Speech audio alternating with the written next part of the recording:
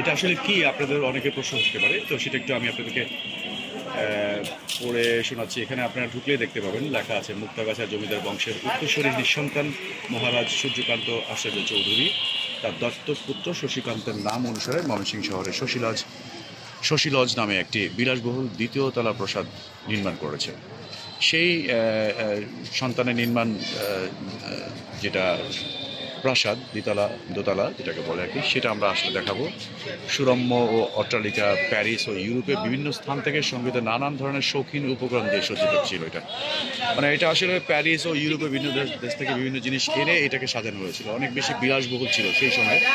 তো কিন্তু 1897 সালের জুন মাসে প্রবল ভূমিকম্পে বিধ্বস্ত হওয়ার পর 1905 সালের হতে 1911 সালের মধ্যে মহারাজ শশীকান্ত পুনরায় এই একতলা বিশিষ্ট স্থাপনাটি নির্মাণ করেন।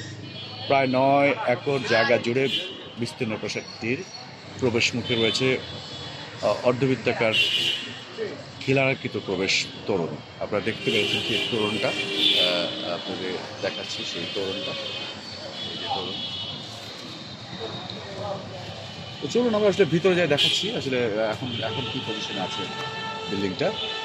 তো এখানে আসলে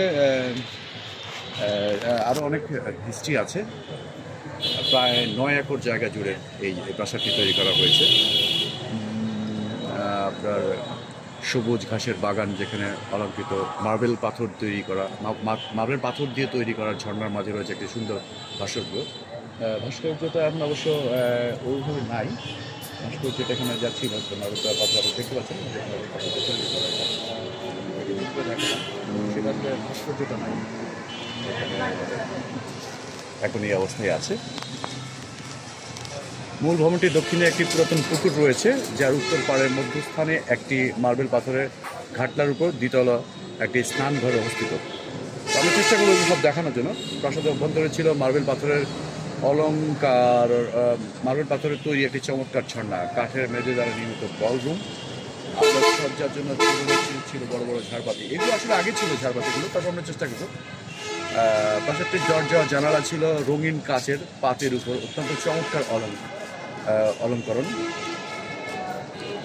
অন্যান্য স্থাপত্যিক গঠন শৈলীর কারণে 1989 খ্রিস্টাব্দের সংস্কৃতি বিষয়ক মন্ত্রণালয়ের আওতাধীন প্রত্নতত্ত্ব অধিদপ্তর কর্তৃক এটি সংরক্ষিত পুরাকৃতি হিসাবে